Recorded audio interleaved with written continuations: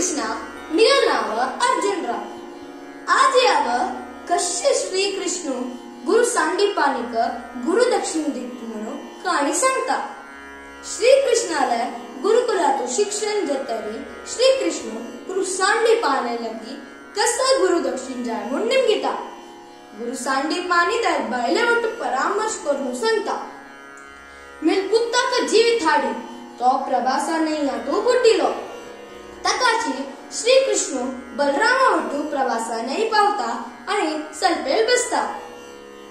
त्यांना समुद्र एक नराल वेश घेऊन तांक सांगता. उदकातू एकलो राक्षसू 5 जना म्हणून एक शंकेतू रबला.